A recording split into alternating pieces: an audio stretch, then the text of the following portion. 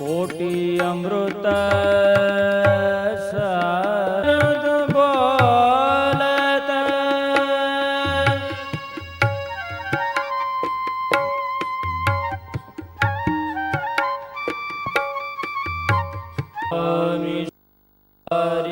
નિષારિકાધીશમ શોભયા નિત્ય સેવિતમ શંખચક્રાદિ સંયુક્તમ ઘનશ્યામં ચતુર્ભુજમ પ્રભુર્નંદ કુમારો મે સ્વામિની વૃષભાનુજા કૃતાર્થોહમ કૃતાર્થોહમ ન સંશય ચિંતા સંતાનહંતારો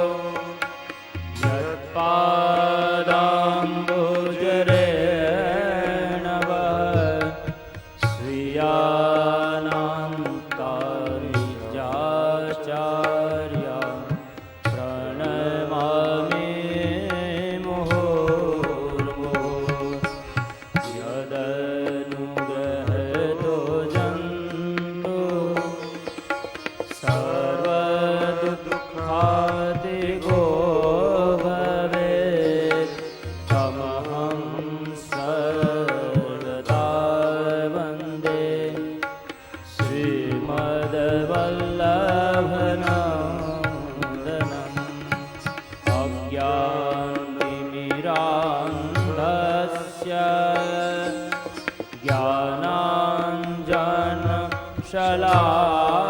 શલાકયા ચક્ષુરુન્મીલિतं येन તસ્મૈ શ્રી ગુરવે નમઃ નમામિ હૃદયે શેષે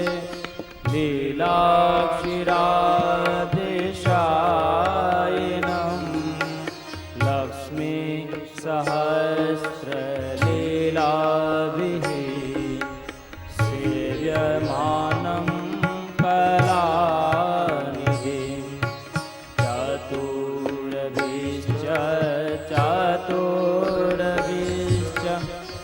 ચતુર્ભિશ્ચ ત્રિભિस्तथा ષડભિર્વિરાજતે યોऽસો પંચધારુદયે મમ પંચધારદયે મમ પંચધારદયે મમ શ્રી ગોવર્ધનનાથ પાદયુગલમ હૈયં ગવીनं પ્રિયં નિત્યં શ્રીમથુરાધિપં સુખકરં શ્રીવિઠ્ઠલેશં મુદા શ્રીમદ્વારવતીશ ગોકુલપતિ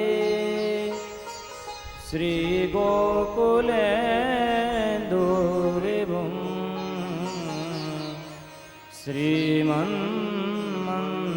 શ્રીમન્મથમોહनं નટવરં શ્રી બાલકૃષ્ણં ભજે શ્રીમદ્વલ્લભ વિઠ્ઠલો ગિરિધરં ગોવિંદરાયાવિદં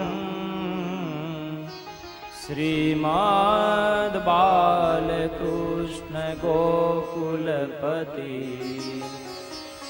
નાથં રઘૂણાં તથા એવં શ્રી અધુનાયકં કિલ ઘન શ્યામં ચ તદ્વંશજાન કાલિંદિં સ્વગુરું ગિરિં ગુરુવિભું શ્રિય પ્રભુશ્ચ સ્મરે પુષ્ટિમાર્ગીય સર્વજ્ઞ કરુણારસપૂરિતઃ શ્રેષ્ઠ ફલપ્રદાતા ચ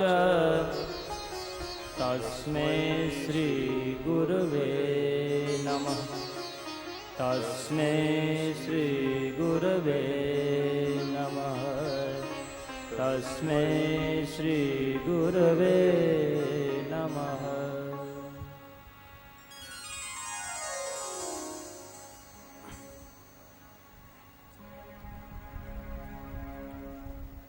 શ્રી વલ્લભના કૃપાપાત્ર, શ્રી વલ્લભના લાડીલા, આપ સૌ ભાગ્યવાન ભગવદી વૈષ્ણવજનો, પુષ્ટિ માર્ગનો પાયાનો ગ્રંથ એવા શિક્ષાનું મહાસાગર શિક્ષાપત્રનું આપણે ગત 2 દિવસોથી અવગાહન કરી રહ્યા હતા.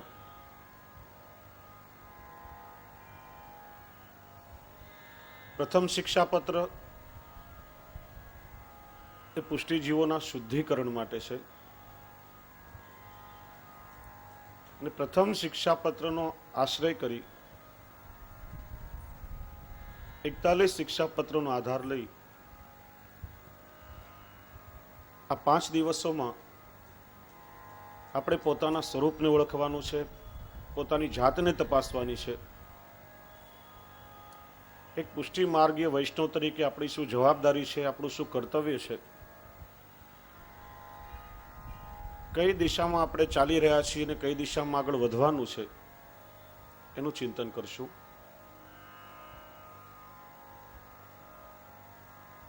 પ્રથમ કર્તવ્યનું ગઈકાલે આપણે થોડું ચિંતન કર્યું કે પુષ્ટિજીવનો દિવસ કઈ રીતે પ્રારંભ થાય. આપણે સૌ લૌકિક સંસારમાં બંધાયેલા છીએ. સંસારમાં રહીને ઠાકોરજીને પ્રાપ્ત કરવાનો પ્રયત્ન કરવાનો છે. સાંસારિક કાર્યો આપણે નહીં કરીએ એવું કહેશો તો નહીં ચાલે. સંસારના પ્રત્યેક વ્યવહારો નિભાવીને, સંસારની પ્રત્યેક ક્રિયાઓનું પાલન કરી અને આપણું સેવામય જીવનનું આપણે વહન કરવાનું છે. ત્યારે લૌકિક અને અલૌકિક આ બંને પ્રકારનો નિર્વાહ એક સાથે કઈ રીતે થઈ શકે, તો એનો સુંદર પ્રકાર શ્રી હરિરાય પ્રભુચરણ પ્રથમ કર્તવ્યમાં સમજાવે છે. લૌકિક કાર્યો આપણે બધા કરીએ પણ અનાશ થયા, એમાં આસ્થા રાખ્યા વગર, લૌકિક કાર્યોમાં શ્રદ્ધા રાખ્યા વગર કે જ મારું સર્વસ્વ છે, એ કાર્યો વગર મને ચાલવાનું જ નથી, એ લૌકિક કાર્યોથી જ મારું ઈષ્ટ થશે, એવો કોઈ પણ ભાવ રાખ્યા વગર દરેક લૌકિક કાર્યો ભગવત પ્રીત્યર્થ કરવા. કાર્યો ગમે તે હોય પણ એ કાર્ય કરવા પાછળનો ભાવ જ્યારે આપણો બદલાઈ જાય ત્યારે ક્રિયાનું સબ્લિમેશન થાય છે, એનું ઉર્ધ્વીકરણ થાય છે અને ક્રિયા સ્વયં ભક્તિ બની જાય છે. એટલા માટે લૌકિક સંસારમાં જે પણ આપણા સગા સંબંધી, સ્નેહી, સ્વજનો છે, જેમની સાથે કાયમ રહેવાનું છે, જેમની સાથે બધો લૌકિક વ્યવહાર નિભાવવાનો છે, એ બધામાં જો આપણે લૌકિક ભાવ રાખશું તો ક્રિયા પણ લૌકિક થશે. એટલા માટે શ્રી હરિરાય પ્રભુચરણ અહીંયા સમજાવે છે કે બધા કેવલ મારા લૌકિક સગા સંબંધીઓ નથી, પણ મારા આત્મધર્મી સ્વજનો છે, બધા વ્રજભક્તો છે, એ બધા જ બ્રહ્મ સંબંધી વૈષ્ણવ છે, અને મારા અલૌકિક સંબંધીઓ છે એવો ભાવ રાખશું તો એમના પાછળ ક્રિયા કરવાનો આખો આપણો આદર બદલાઈ જશે. કારણ કે ગૃહસ્થ આશ્રમમાં ઘણી વખત એવું થતું હોય છે, કેવલ આપણા અલૌકિક જીવનનું વહન આપણે કરીએ અને લૌકિકની જો ઉપેક્ષા કરવામાં આવે તો લૌકિકમાંથી અનાદર પણ થતો હોય છે, ઉપેક્ષા પણ થાય અને લૌકિકમાં ક્લેશનું કારણ પણ બની શકે. અને આપ સૌ વૈષ્ણવોને ઘણી વખત એનો અનુભવ થતો જ હશે. એનું કારણ એ છે કે આપણે કેવલ એમને લૌકિક સગાઓ માનીએ છીએ. અમદાવાદની બનેલી એક સત્ય ઘટના આપને કહું. એક વૈષ્ણવ દંપતી, અમારા સેવક, બહેનને ખૂબ જ ભગવત ભાવ, નિત્ય ઘરમાં ઠાકોરજીની સેવા કરે. ભાઈ એમના જે પતિ હતા એમને એટલો અભાવ મનમાં ન કહી શકાય, પણ લૌકિક કાર્યોમાં રચ્યા પચ્યા હોય, કામકાજ પર જવાનું હોય, એમની પાસે સમયનો થોડો અભાવ. હવે પહેલા બેન સવારથી ઠાકોરજીની સેવામાં પરોવાઈ ગયા હોય એટલે નિરંતર એમના પતિની ઉપેક્ષા થતી હોય. પેલા એમના પતિ સવારે જાગે કે ચા ક્યાં છે, આ ગેસ પર તપેલું પડ્યું છે, હાથે ગાળી લો અને પી લો. ટિફિનનો સમય થાય કે રસોઈ બધી તૈયાર છે, હાથે ટિફિન ભરી લો, મારી પાસે સમય નથી. આ બેન સેવામાં પ્રવૃત્ત હોય પણ એમના પતિને અવારનવાર એવું લાગે કે ઘરમાં મારી ઉપેક્ષા થઈ રહી છે અને સ્વભાવ થોડો તામસી, ક્રોધી. તો એકવાર તામસનો એટલો બધો આવેશ એમનામાં આવ્યો કે ત્રીજે માળેથી ઠાકોરજીના જાપીજી સાહિત્ય બધું પાડીને બારીમાંથી એમણે ઘા કર્યું અને પ્રતિબંધ મૂક્યો કે હવે ઘરમાં બધું મારે જોઈએ જ નહીં. જો આ રીતે ઉપેક્ષા થતી હોય તો એવી સેવા ઘરમાં થવી જોઈએ જ નહીં. તો વિચારો કે આપણા વર્તનથી જો આપણા પ્રભુને આટલો પરિશ્રમ પડે તો અપરાધ કોનો, વાંક કોનો? એનું કારણ આપણે છીએ, કારણ કે આપણે લૌકિક ભાવ રાખીએ છીએ. એટલા માટે એ જ પરિવારના સ્વજનોમાં જો આપણે અલૌકિક ભાવ રાખીએ તો એમની સેવાનું મહત્વ પણ આપોઆપ આપણા હૃદયમાં સ્થપાય. પછી એ દંપતી મારી પાસે આવ્યા, એમને પોતાના ભૂલનું ઘણું બધું પ્રાયશ્ચિત થયું, મેં એમને સમજાવ્યું અને હવે ઠાકોરજીની કૃપાથી બંને સાથે મળીને ઘરમાં ઠાકોરજીની સેવા કરી રહ્યા છે. આખો પરિવાર આજે સેવામાં પ્રવૃત્ત છે. કહેવાનો આશય, લૌકિક સ્વજનોમાં કેવલ લૌકિક ભાવ નહીં રાખતા. શ્રી હરિરાય ચરણ સમજાવે છે, લૌકિકમાં આસ્થા નહીં રાખવી, પણ લૌકિકને જો અલૌકિક ભાવથી વિચારશું તો આપણો ભાવ એમના હૃદયને પણ સ્પર્શશે અને આપણા કારણે એમના હૃદયનો ભાવ સતત અલૌકિક બનશે. અને એટલા માટે શ્રી હરિરાય ચરણ લૌકિક કાર્યો કરવા માટે આપણને 3 આજ્ઞાઓ કરે છે. પહેલી આજ્ઞા કે લૌકિકમાં રચ્યા પચ્યા રહીને શ્રદ્ધાપૂર્વક લૌકિક કાર્યો નહીં કરવા, પણ ભગવત પ્રીત્યર્થ કરવા, આપણા પ્રભુની પ્રસન્નતા માટે કરવા. એટલા માટે જ આપણે ત્યાં દરેક કાર્યો ભગવત પ્રીત્યર્થ કરવામાં આવે છે, લૌકિક હોય અથવા તો વૈદિક કર્મ પણ હોય. વૈદિક કર્મ તો આજે લોપ થઈ ગયો છે. શ્રી હરિરાય ચરણે, જેમને આજે 418 વર્ષ થયા, ત્યારે આજ્ઞાઓ કરી હતી અને આટલા વર્ષો પછી આજે વૈદિક કર્મનો તો આપણી પાસે અવકાશ જ નથી. છતાં પણ ભક્તિ માર્ગમાં જે કોઈ પણ વૈદિક કર્મકાંડ પણ કરવામાં આવે છે, આપણે ત્યાં વૈદિકનો નિષેધ નથી. શ્રી મહાપ્રભુજીએ તો વેદ વચન પ્રતિપાર્યો, ચહુયુગ વેદ વચન પ્રતિપાર્યો. વેદનો આધાર લઈને વેદ, બ્રહ્મસૂત્ર, ભગવદ્ ગીતા અને શ્રીમદ ભાગવત આ ચારેને પ્રમાણ તરીકે સ્વીકાર્યા છે.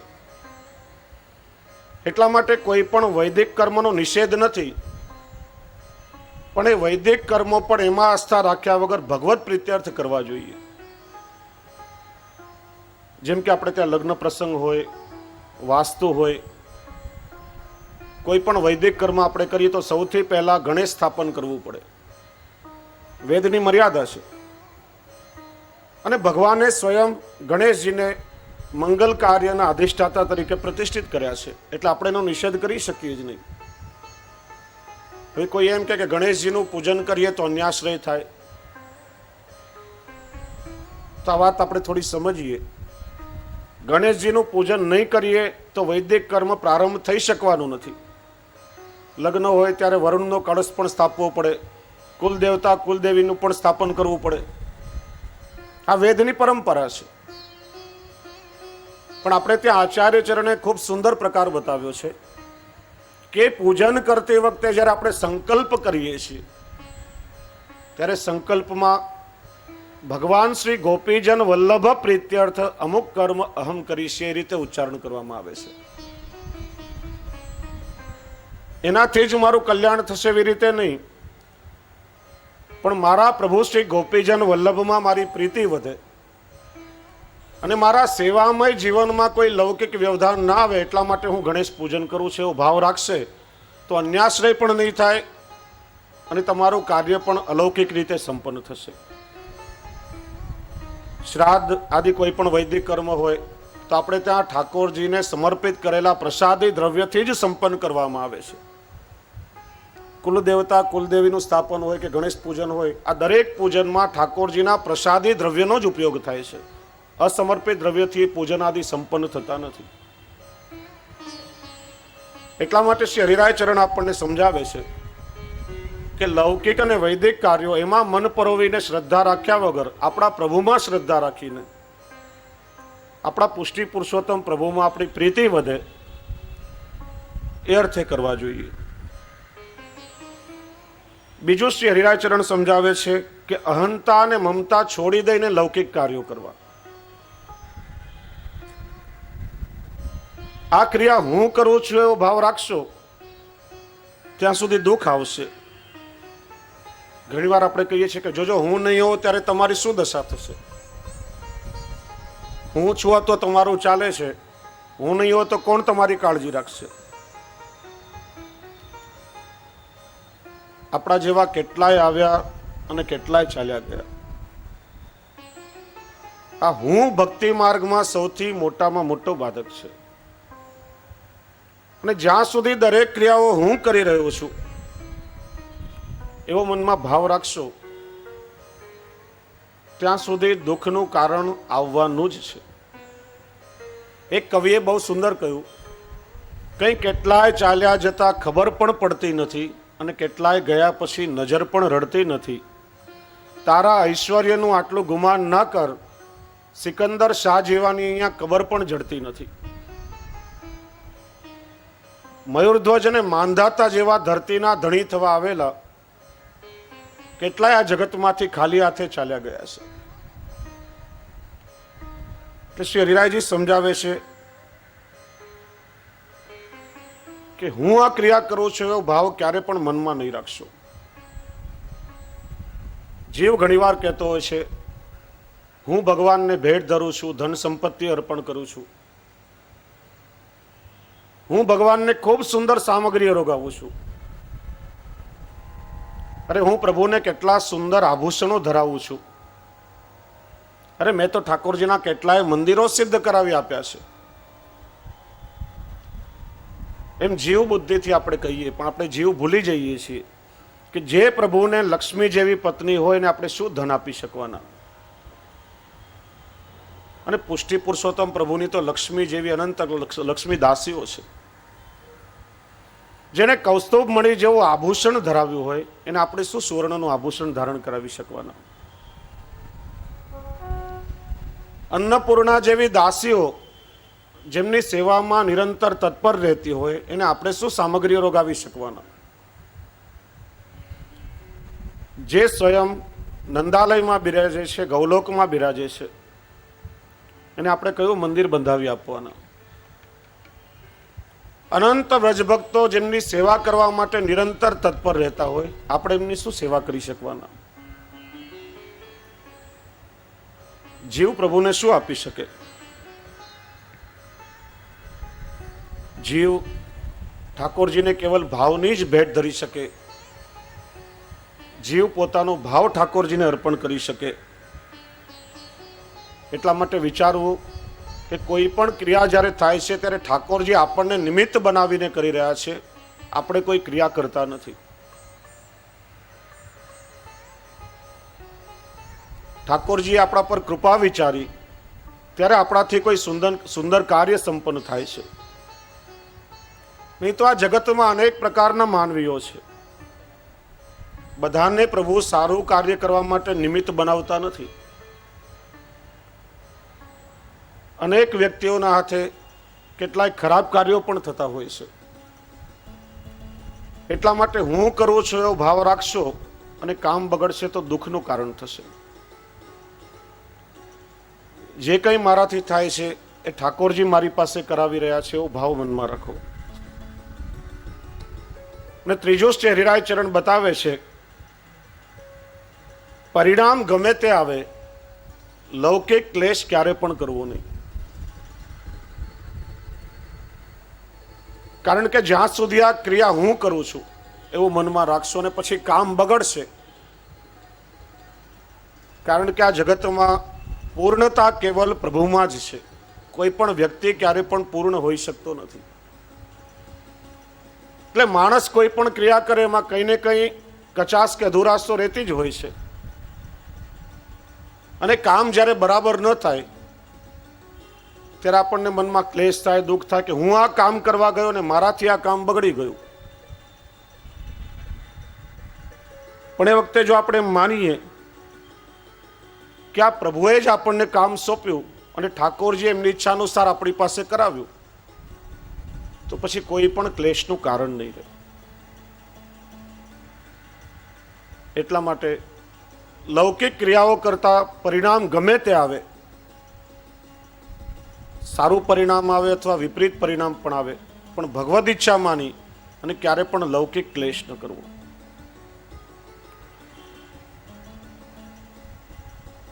આપણી દિનચર્યા વિશે શ્રી હરિરાયજીએ સમજાવ્યું.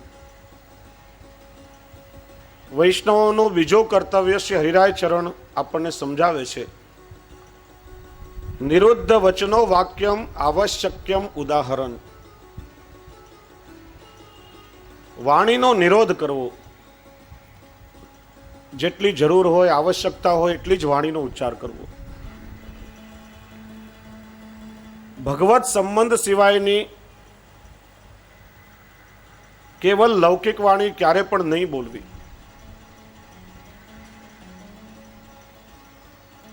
સામાન્ય રીતે લૌકિકમાં પણ એવું કહેવામાં આવે છે કે માણસ જ્યારે જેટલું વધારે બોલતો હોય ત્યારે શરીરમાં પ્રચંડ ઉર્જા ઉત્પન્ન થાય છે અને માણસની ખૂબ શક્તિ વેડફાય છે.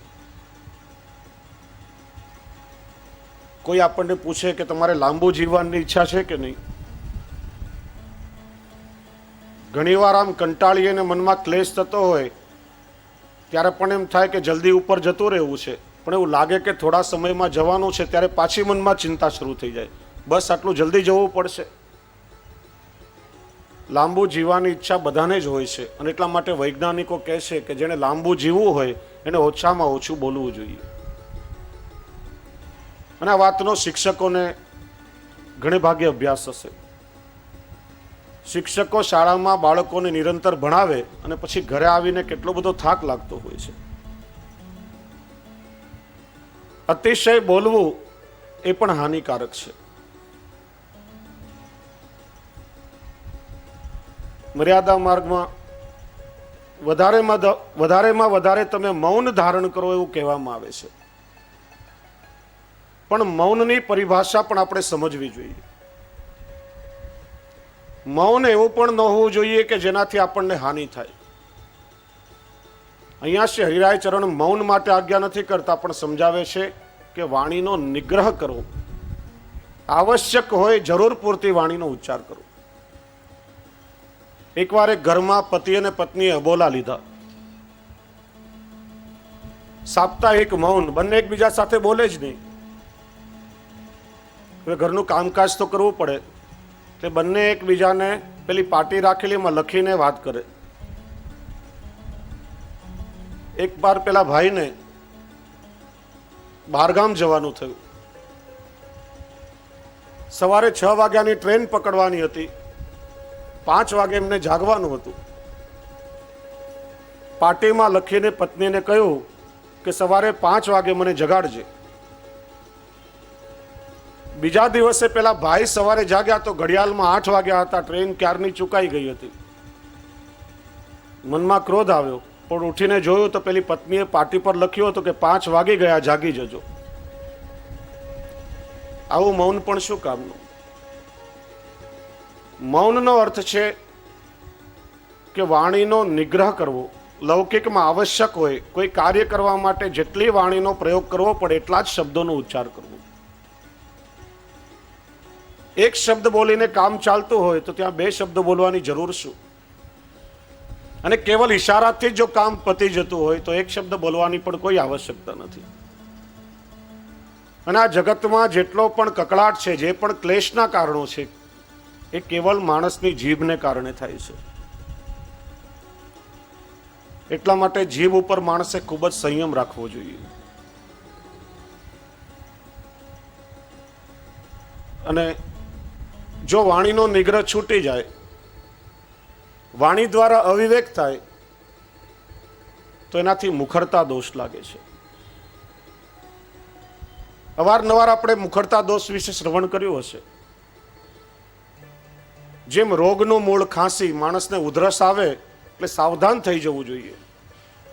ઉધરસને જો માણસ કંટ્રોલમાં નહીં કરે તો એમાંથી ઘણા બધા રોગો વખરી શકે. એમ દોષોની શરૂઆત આ મુખરતા દોષથી થાય છે. માણસ જ્યારે મુખર બની જાય, ગમે તેવો બબડાટ કરવા લાગે, તો એનાથી માણસના દોષોનો પ્રારંભ થાય છે. અને ખાસ કરીને બહેનોએ તો એ વસ્તુ માટે બહુ કાળજી રાખવી જોઈએ.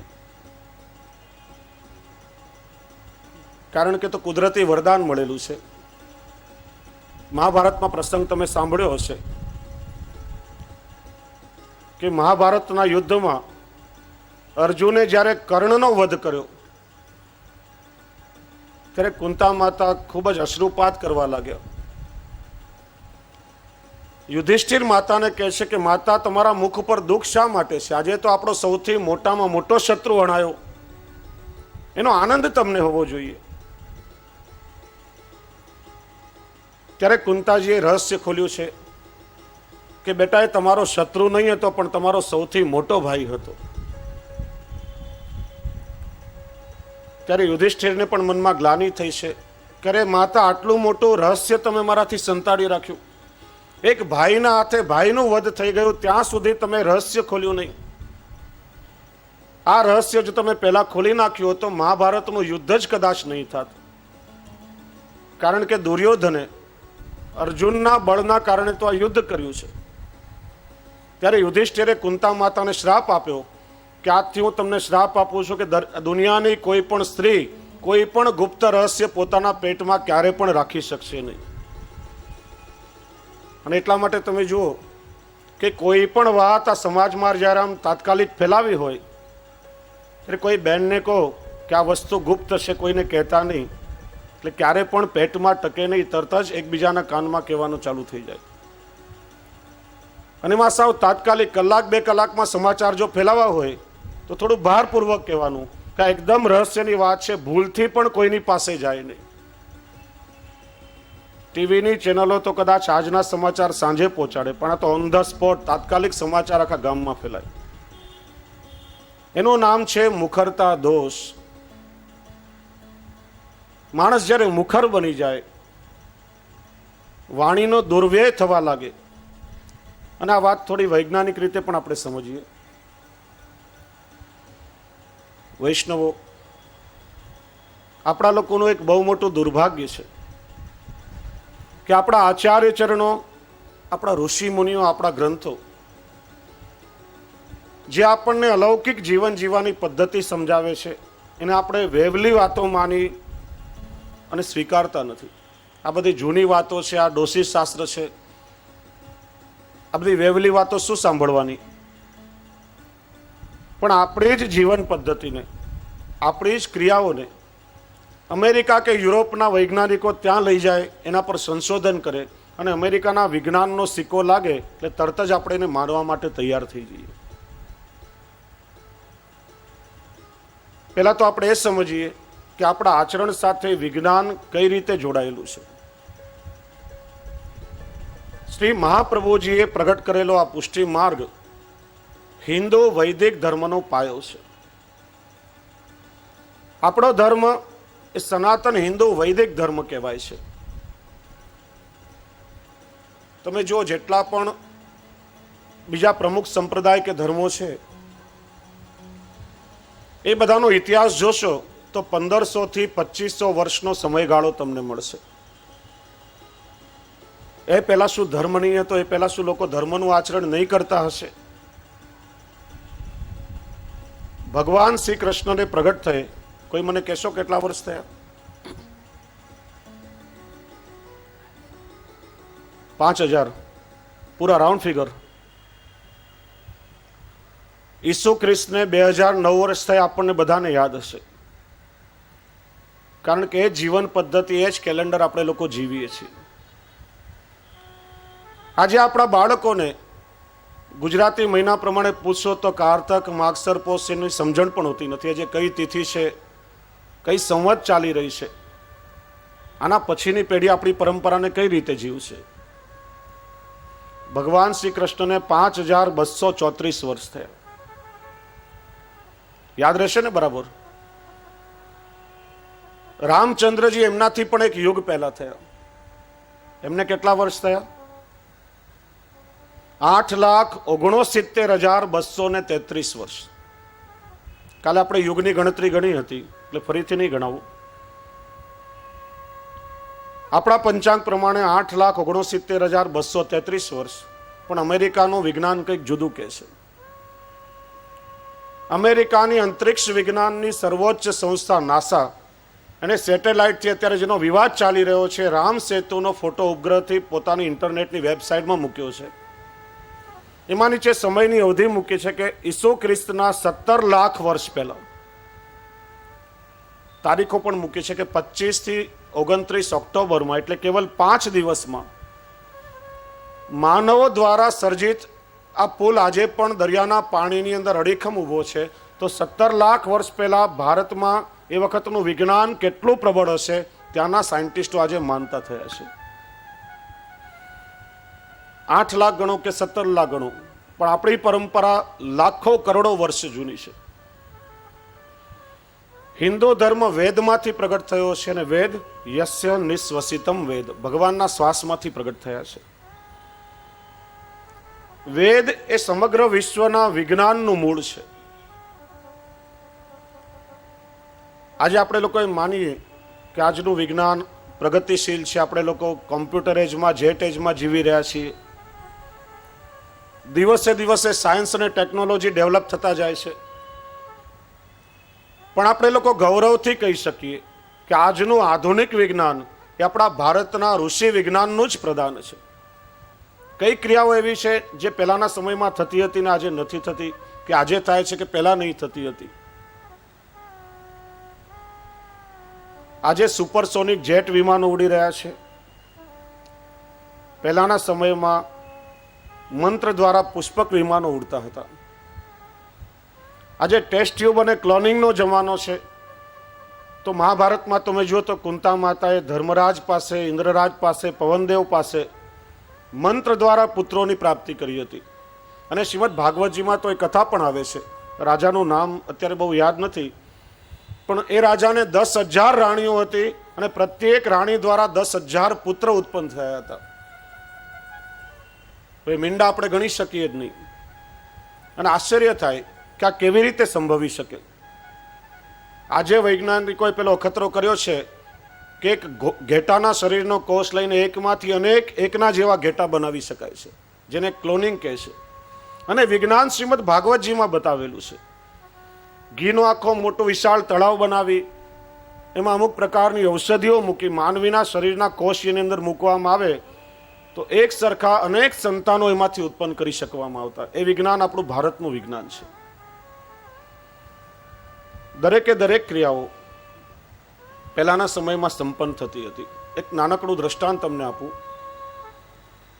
7 વર્ષ પહેલા અમેરિકાના બોસ્ટન શહેરમાં MIT યુનિવર્સિટીમાં ભારતના જ એક વૈજ્ઞાનિક ડોક્ટર પવનસિંહના લેક્ચર આપતા હતા અને એ વખતે એમને સેજ આમ ઝબકી જેવું આવી ગયું. મનમાં પ્રેરણા થઈ કે ચોખાના દાણા ઉપર આખી ભગવદ્ ગીતા લખવી છે. પ્રયત્ન શરૂ કર્યો. 27 અક્ષર સુધી લખવામાં સફળ થયા. પણ મન મક્કમ હતું, મનોબળ મજબૂત હતું. મનમાં વિચાર્યું કે ભગવાને મને પ્રેરણા કરી છે, ચોક્કસ મને સફળતા મળશે. 5 વર્ષના પ્રયત્ન પછી આ વીંટી તમે જોઈ રહ્યા છો, 1 સેન્ટીમીટર ક્રિસ્ટલ ઉપર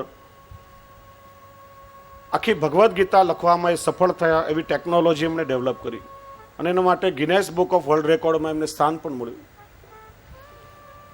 ઇલેક્ટ્રો માઇક્રોસ્કોપ નીચે આ ક્રિસ્ટલને મૂકીએ તો ભગવદ્ ગીતાના 18 અધ્યાય સ્પષ્ટ અક્ષરોમાં આપણે વાંચી શક્યા. કોઈ કોમ્પ્યુટર ચિપ્સ નથી, પણ અક્ષરથી લખાયેલી ભગવદ્ ગીતા છે. ત્યારે આપણને આશ્ચર્ય થાય કે આટલા મોટા ગ્રંથનું આટલું સૂક્ષ્મીકરણ થઈ શકે ખરા? પણ એ જ વસ્તુ જો આપણા ગ્રંથોમાં જોઈએ તો ગઈકાલે જેમ ચર્ચા કરી હતી કે પુલસ્ય ઋષિ ગિરિરાજજીને પોતાની હથેળીમાં સૂક્ષ્મ બનાવીને વ્રજ સુધી લાવ્યા હતા. કે રામાયણમાં જોઈએ તો હનુમાનજી દ્રોણગીરી પર્વત પોતાના હાથમાં ઉપાડીને યુદ્ધના મેદાનમાં લંકા સુધી લાવ્યા હતા. અણીમાં, ગરિમા, લઘીમાં આ બધી સિદ્ધિઓ અને શક્તિઓ આપણા ગ્રંથોમાં બતાવી છે. કોઈ પણ વસ્તુનું સૂક્ષ્મીકરણ કરવું, એનો વિસ્તાર કરવો, વજન ઘટાડવું, વજન વધારવું, આ બધી સિદ્ધિઓ છે. એટલા માટે વેદ એ ભારતનું પ્રાચીન, વિશ્વનું પ્રાચીન વિજ્ઞાન છે. અને આપણે લોકો જે જીવન પદ્ધતિ જીવી રહ્યા છીએ એ વૈદિક પદ્ધતિ છે. આપણા સમગ્ર જીવન પ્રણાલીમાં વિજ્ઞાન રહેલું છે. આજના આધુનિક માણસો એમ કહેતા હોય છે કે વિજ્ઞાન એ જ ધર્મ છે. વિજ્ઞાન એ જ ધર્મ ક્યારે ન હોઈ શકે. એનું કારણ વિજ્ઞાન હંમેશા પ્રગતિશીલ રહ્યું છે. વિજ્ઞાનના સિદ્ધાંતો સમય પર બદલાયા પણ છે. એક વૈજ્ઞાનિકે બીજા વૈજ્ઞાનિકના સિદ્ધાંતોનું ખંડન પણ કર્યું છે. જ્યારે ધર્મ એ શાશ્વત અને સનાતન તત્વ છે, એના સિદ્ધાંતો ક્યારે પણ બદલાતા નથી. વિજ્ઞાન એ જ ધર્મ ન હોઈ શકે, પણ ધર્મની સાથે જોડાયેલું એક અંગ વિજ્ઞાન જરૂર હોઈ શકે. અને એટલા માટે આપણે જે દૈનિક ક્રિયાઓ ઉઠવાથી સૂતા સુધીમાં કરીએ છીએ એ દરેક સાથે વિજ્ઞાન સંકળાયેલું છે. પણ આજે આપણા લોકોની દુર્દશા એવી થઈ, સંસ્કૃત ભાષા જે લુપ્ત થઈ, કારણ કે અઘરી લાગવાના કારણે આપણે લોકોએ ભણવાનો પ્રયત્ન નહીં કર્યો. બ્રાહ્મણોએ પણ કર્મકાંડના સાધનો તરીકે ખાલી એને સુરક્ષિત રાખી. પણ તમને આશ્ચર્ય થશે કે જર્મનીમાં 3જા ધોરણથી બાળકોને સંસ્કૃત કમ્પલસરી ભણાવવામાં આવે છે. આખા વિશ્વની સૌથી મોટી સંસ્કૃત રિસર્ચ ઇન્સ્ટિટ્યૂટ જર્મનીમાં આવેલી છે. ત્યાંના લોકો જે આપણા ગ્રંથો, જેની પ્રતો આપણે નકામી સમજીને પસ્તીમાં નાખી દઈએ છીએ, જે સોમવારી બજારમાં કે પસ્તીમાં મફતના ભાવમાં મળતી હોય, એ અમેરિકા કે યુરોપના સાયન્ટિસ્ટો લાખો ડોલરની કિંમત ચૂકવી અને મૂળ હસ્તપ્રતો અહીંથી લઈ જાય છે. એના પર સંશોધનો કરી રહ્યા છે. અને ત્યાંના લોકોને હવે સમજણ પડી છે કે ભારતની જીવન પદ્ધતિ, ભારતની સંસ્કૃતિ એ વિશ્વની સૌથી પ્રાચીનમાં પ્રાચીન સંસ્કૃતિ છે. એટલે એના જીવન પ્રણાલીમાં કેટલાય ઊંડા રહસ્યો સંકળાયેલા છે. આજે આપણી પદ્ધતિ પર સંશોધન કરી આપણી જીવન પદ્ધતિ ત્યાંના લોકો સ્વીકારી છે. આજે અમેરિકા અને યુરોપની ધોળી ચામડીવાળી પ્રજા, ત્યાંના પુરુષો ધોતી પહેરતા થયા, તિલક કરતા થયા, ગળામાં તુલસીની માળા પહેરતા થયા, ત્યાંની બહેનો સાડી પહેરતી, માણસો આજે શિકાર રાખતા થયા. અને આપણે લોકોએ શું કર્યું? ફેશન અને આધુનિકતાના નામે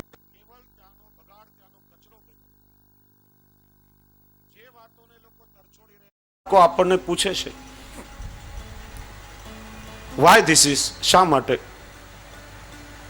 અમેરિકા, બ્રિટનમાં ત્યાંનો તો આ મોટામાં મોટો પ્રશ્ન, કોઈ પણ ક્રિયા જ્યારે બાળકોને કરવાનું કહેવામાં આવે,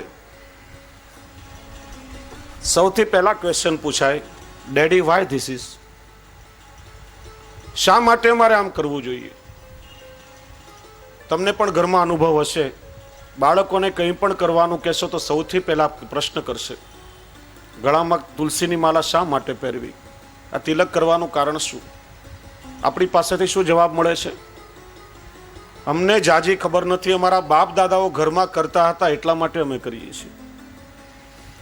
કારણ કે આપણે લોકોએ ધર્મને કેવલ વારસામાં સ્વીકાર્યો છે. હિન્દુ ધર્મ પરંપરાથી ઉત્તરાધિકારમાં મળ્યો. વડીલો જે સંપ્રદાયનું વહન કરતા હતા એ કંઠી આપણે બંધાવી લીધી, બસ પુષ્ટિ માર્ગીય વૈષ્ણવ થઈ ગયા અને આપણે એનો સંતોષ માની લીધો. કેવલ બ્રહ્મ સંબંધ લઈને કંઠી બંધાવી લીધી, એનાથી શું આપણો હેતુ સરી જવાનો છે? એ બ્રહ્મ સંબંધ લીધા પછી આપણો ધર્મ, આપણું મૂળ, આપણી પરંપરાની જો આપણને કોઈ સમજણ ન હોય તો જીવનમાં વિકાસ કઈ રીતે સાધી શકશું? આજે આખા વિશ્વમાં પુષ્ટિ માર્ગીય વૈષ્ણવ અનુયાયીઓની સંખ્યા લગભગ 3.25 કરોડથી પણ વધારે છે. હમણાં 2 વર્ષ પહેલા મુંબઈ યુનિવર્સિટીમાં જ્યારે વલ્લભ વેદાંતનો કોર્સ એડમિટ કરવામાં આવ્યો, સૌથી પહેલા પ્રશ્ન પૂછાયો કે ભાઈ વલ્લભ વેદાંત વિશે અમને કઈ સમજણ નથી, વૈષ્ણવોની સંખ્યા કેટલી? વિશ્વમાં 45 લાખ જૈન અનુયાયીઓ છે, છતાં 25 વર્ષથી મુંબઈ યુનિવર્સિટી જૈનિઝમનો કોર્સ ભણાવી રહી છે. ત્યારે સર્વે કરવામાં આવ્યો કે આખા વિશ્વમાં લગભગ 3.25 કરોડ જેટલા વૈષ્ણવોની સંખ્યા છે. તો આ સંખ્યા સાંભળીને શું આપણે પ્રસન્ન થઈ જવાનું? 3.25 કરોડ વૈષ્ણવો છે મહત્વનું નથી. મહત્વની વાત એ છે કે આ 3.25 કરોડમાં પુષ્ટિ માર્ગની પરંપરાઓને આચરણમાં મૂકી શ્રી મહાપ્રભુજીની આજ્ઞાઓનું પાલન કરનારા વૈષ્ણવો કેટલા? આપણે સૌ પુષ્ટિ માર્ગીય વૈષ્ણવો છીએ. પુષ્ટિ માર્ગ શું, આપણી પરંપરા શું, આપણી સમગ્ર જીવન પદ્ધતિ કરવા પાછળનો હેતુ શું, આ વસ્તુને જો આપણે સમજશું નહીં તો બાળકોને વારસામાં શું આપશું? અને આજના ભણેલા ગણેલા બાળકો વારસાગત ધર્મને સ્વીકારવામાં માનતા નથી. એટલા માટે વાત વાતમાં પ્રશ્ન પૂછે અને આપણે લોકો એમની ઉપેક્ષા કરીએ છીએ કે આ બાળકોને, યુવાનો નાસ્તિક છે, ધર્મમાં માનતા નથી, વાત વાતમાં પ્રશ્નો પૂછે છે. અમારો અનુભવ છે કે યુવાનો અને બાળકો નાસ્તિક નથી, જિજ્ઞાસુ છે. એમની જિજ્ઞાસાને જો યોગ્ય રીતે સંતોષવામાં આવે તો આપણા કરતાં વધારે ઊંડાણપૂર્વક એ લોકો ધર્મનું આચરણ કરતા થયા છે. પણ આપણે એમને નહીં સમજાવી શક્યા, એ રોષ આપણે એમના પર ઠાલવતા હોઈએ છીએ. આજે તમે જુઓ કે આજની યુવાન પેઢીમાં કેટલા યુવાનો મોટા ભાગે આજે સત્સંગમાં, ધર્મના આચરણમાં કાળા માથા જ દેખાતા હોય છે. જિજ્ઞાસા વધી છે, ધાર્મિકતા પણ લોકોની વધી રહી છે, પણ ધર્મની સાચી સમજણની સાથે સાથે જરૂર છે. આપણે લોકો માત્ર થોડી ક્રિયાકર્મ કરી અને પોતાની જાતને ધાર્મિક માની લઈએ છીએ. હવેલીમાં જઈને દર્શન કરી લીધા, ઘરમાં થોડી બહુ ક્રિયાઓ 2-5 માળા કરી લીધી, થોડો બહુ સત્સંગ કર્યો ને આપણે એમ સમજી ગયા કે આપણે ધાર્મિક છીએ. હવેલીમાં દર્શનની મહત્વતા પણ આપણા માટે કેટલી? મોટા ભાગે તમે જોશો તો હવેલીઓ, જૈન દેરાસરો, સ્વામિનારાયણ મંદિર, કોઈ પણ ધર્મ સ્થાનકો હશે, એની બહાર શાકભાજીની માર્કેટ કે આવશ્યક વસ્તુઓની માર્કેટ ભરાતી હશે. સાંજે શેનના દર્શનનો સમય થયો, ઘરેથી થેલી લઈને નીકળ્યા કે શાકભાજી પણ લઈ આવશું અને દર્શન પણ થઈ જશે. તો ઠાકોરજીના દર્શનની કિંમત આપણા માટે કેટલી? ફક્ત શાકભાજી જેટલી.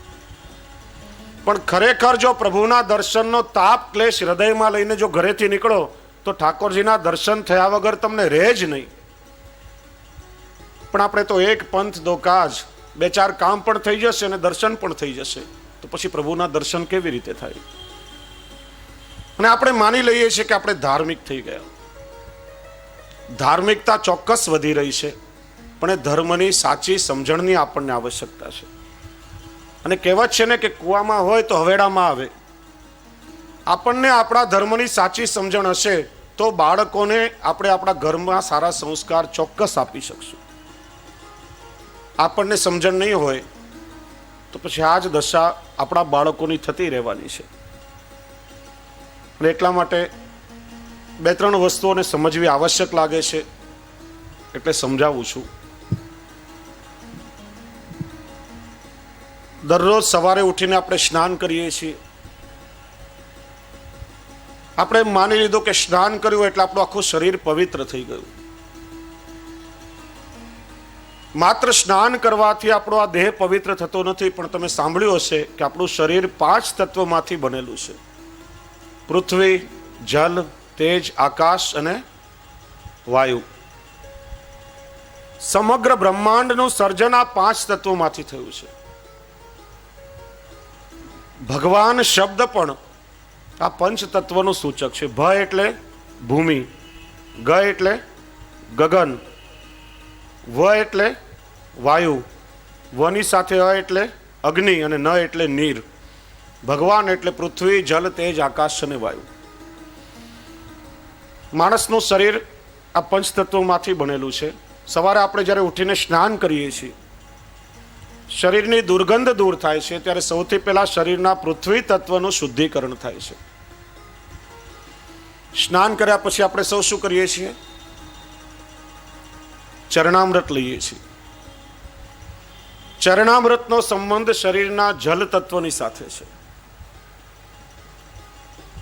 ચરણામૃત લેવાથી શરીરના જલ તત્વનું શુદ્ધિકરણ થાય છે. પણ ઘણીવાર મનમાં પ્રશ્ન થાય કે ચરણામૃત એટલે પ્રસાદી ઝારીજીનું જલ, ભગવાનનું ચરણોદક આદિ કહી શકાય, પણ આપણે પેલો રજનો પેડો આમ ચપટી ભરીને લઈએ છીએ. તો આપણા પૂર્વજોએ એના ઉપર પણ બુદ્ધિપૂર્વક વિચાર કર્યો હશે કે બહારગામ જવાનું થાય, શીશીમાં આપણે જલ ભરીને રાખીએ, 15-20 દિવસ થાય તો અમુક પ્રકારના બેક્ટેરિયા એમાં લાગી જાય, અમુક સુગંધ આવવા લાગે. જલ બહુ જાજુ ટકી શકતું નથી.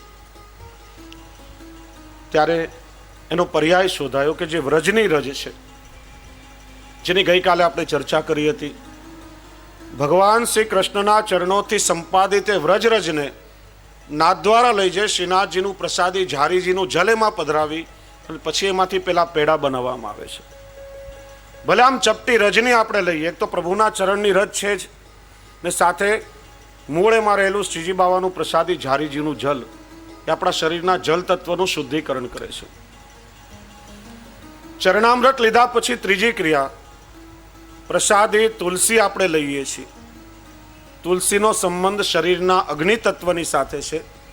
એ આપણા અગ્નિ તત્વને પ્રદીપ્ત કરે છે અને એનું શુદ્ધિકરણ કરે છે.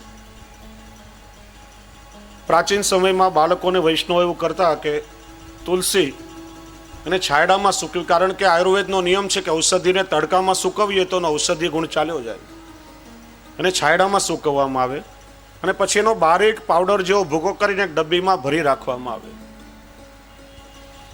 ચરણામૃત લીધા પછી પ્રસાદી તુલસી ગ્રહણ કરવી, એનાથી અગ્નિ તત્વનું શુદ્ધિકરણ થાય. ચોથી ક્રિયા, આ 2 ભ્રમરની વચ્ચે આજ્ઞા ચક્ર ઉપર આપણે સૌ પ્રસાદી કંકોથી તિલક કરીએ છીએ. આજ્ઞા ચક્ર એ વાયુ તત્વનું ઘનીભૂત સ્થાન છે. પ્રસાદી કંકુથી તિલક કરવાથી વાયુ તત્વનું શુદ્ધિકરણ થાય છે. અને તિલક કરવાના તો અનેક ગ્રંથોમાં અનેક વિધાન બતાવ્યા છે. ખાસ આપણે એને સમજવા જોઈએ. શુકન શાસ્ત્રમાં કહેવામાં આવ્યું છે, ખાસ કરીને બ્રાહ્મણો અને વૈષ્ણવો માટે, કે ઘરમાંથી બહાર પ્રસ્થાન કરતા હોઈએ એ વખતે શૂન્ય મસ્તક એટલે તિલક વગરનો કોઈ માનવી સામે મળે તો પણ મોટું અપશુકન થયું કહેવાય. આપણે લોકો જે તિલક કરીએ છીએ એને ઉર્ધ્વ પુંડ્ર તિલક કહેવામાં આવે છે. શૈવ પરંપરામાં ત્રિપુંડ, શાક્ત પરંપરાઓમાં ચાંડલો અને પ્રત્યેક વૈષ્ણવ પરંપરામાં જે 2 ઊભી રેખા કરવામાં આવે છે એનું નામ છે ઉર્ધ્વ પુંડ્ર તિલક. આપણે પુષ્ટિ માર્ગીય વૈષ્ણવો જે ઉર્ધ્વ પુંડ્ર તિલક કરીએ છીએ એ ભગવાન શ્રી કૃષ્ણના ચરણારવિંદની આકૃતિ સ્વરૂપે મસ્તક પર ધારણ કરીએ છીએ. અને તિલક એ ભગવાનનું અભય ચિહ્ન છે. કોઈ સરકારી માણસ કે વસ્તુ હોય એના પર પેલો ગવર્મેન્ટનો રજિસ્ટર્ડ ટ્રેડમાર્ક લાગેલો હોય, આપણે એને વતાવીએ કે સતાવીએ નહીં તો ગવર્મેન્ટ આપણને હેરાન કરી મૂકે. એમ કહેવાય છે કે જે વ્યક્તિએ પોતાના મસ્તક ઉપર તિલક ધારણ કર્યું હોય એને ભગવાનનું અભય પ્રાપ્ત થાય છે. એને કોઈ પણ આસુરી તત્વો હેરાન કરવાની હિંમત પણ કરી શકતા નથી. અને ત્યાં સુધીનું વિધાન છે કે મસ્તક ઉપર તિલક ધારણ કર્યું હોય અને શરીરમાંથી પ્રાણ પણ છૂટી જાય તો તિલકના કારણે યમના દૂતો પણ એને સ્પર્શ કરવાની હિંમત કરી શકતા નથી. એટલું સામર્થ્ય આ તિલકમાં રહેલું છે. લૌકિકમાં કોઈ કન્યાનું વરણ થાય પછી એ સૌભાગ્યવતી થાય છે અને સૌભાગ્ય ચિહ્ન સ્વરૂપે ગળામાં મંગળસૂત્ર અને કપાળમાં ચાંદલો કરે છે. એમ આપણે પુષ્ટિજીવો જ્યારે બ્રહ્મ સંબંધ લઈએ છીએ ત્યારે અલૌકિક પ્રકારે ઠાકોરજીની સાથે આપણું વરણ થાય છે. ત્યારે તુલસીની માલા એ આપણું સમર્પણનું ચિહ્ન છે અને મસ્તક પર તિલક એ આપણું સૌભાગ્યનું ચિહ્ન છે. વૈષ્ણવોએ હંમેશા ધારણ કરવું જોઈએ.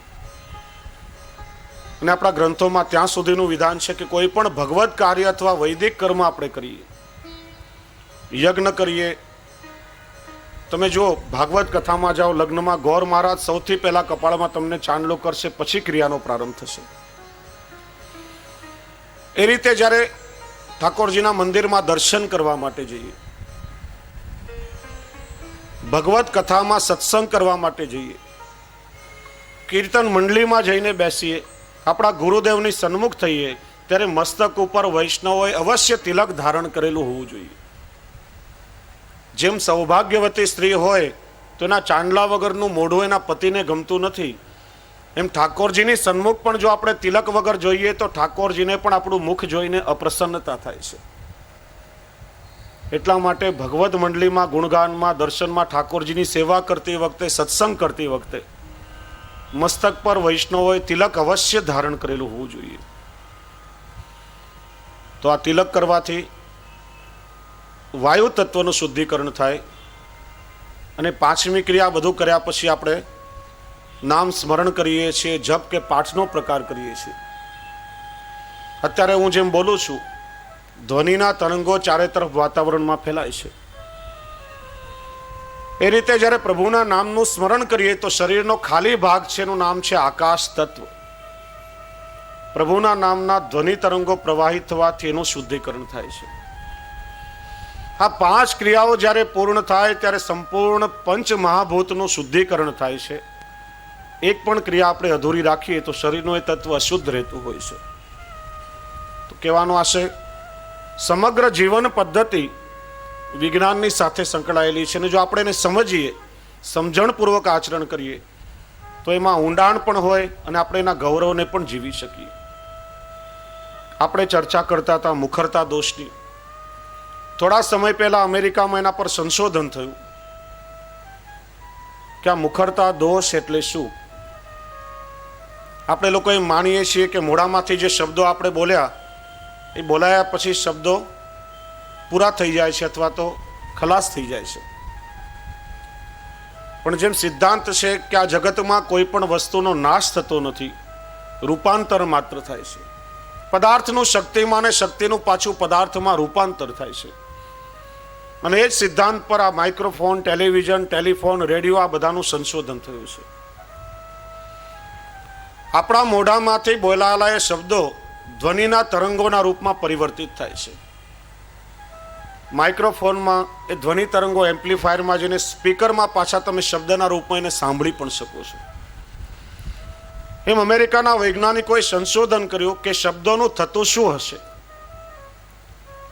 ત્યારે એમણે પરીક્ષણ કર્યું કે આપણા મોઢામાંથી નીકળેલા શબ્દો 40 દિવસમાં આખી પૃથ્વીનું ભ્રમણ કરી અને જ્યાંથી એ શબ્દો બોલાયા હોય ત્યાં પાછા આવીને ઊભા રહે છે અને એના તરંગો માનવીના મસ્તિષ્કને અસર કરે છે. એનું પ્રમાણ શું?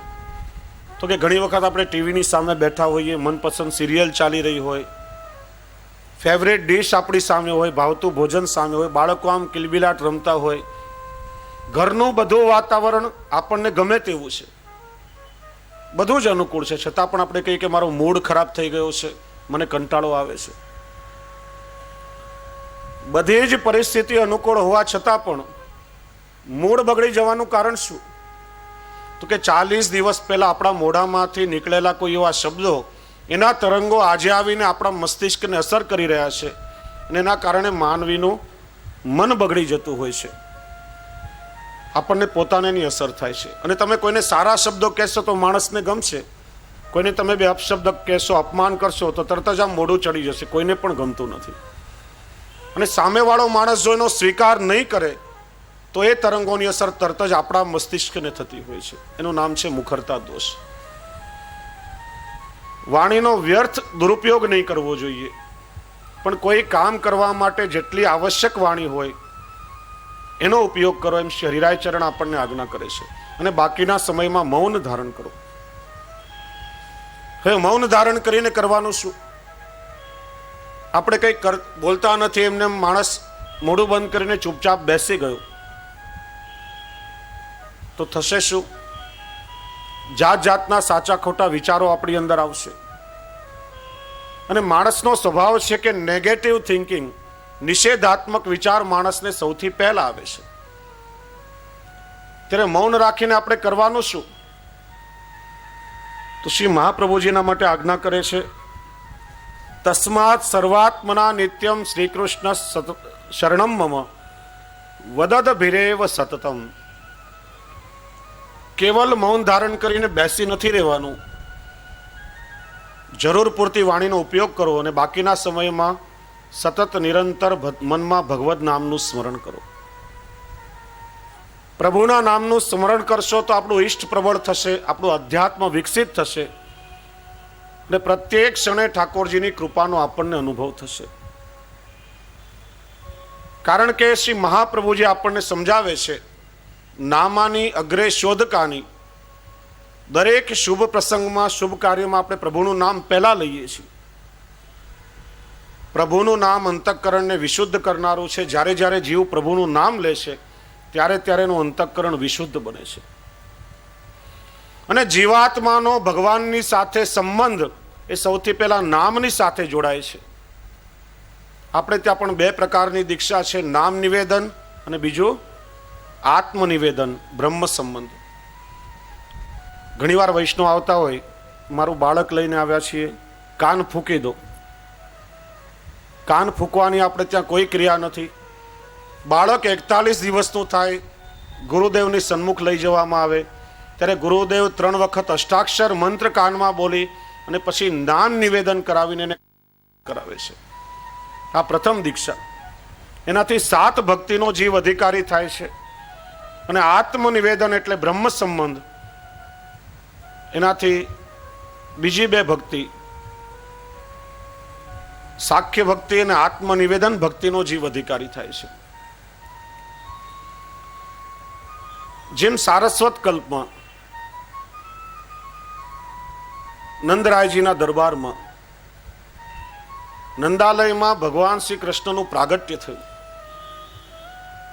સૌથી પહેલા વ્રજ ભક્તોએ કર્ણથી શ્રવણ કર્યું કે નંદરાયજી કે यहाँ लाला को प्रागट्य भयो है. હજી તો પ્રભુના દર્શન થયા નથી. સૌથી પહેલા ઠાકોરજીનો સંબંધ કર્ણ દ્વારા ભગવાનના નામની સાથે. નામ જપતે કૃષ્ણ નામ જપતે શ્રવણ સુનરે ભૂલી રે ભવન હો તો બાવરે ભાઈ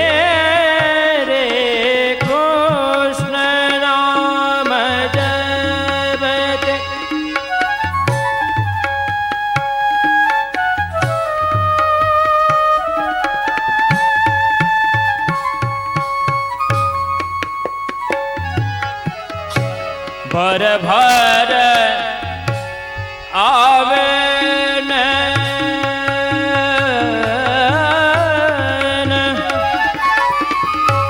ચિત હું પર છે ભર ભર આવે ને ચિત હું પર છે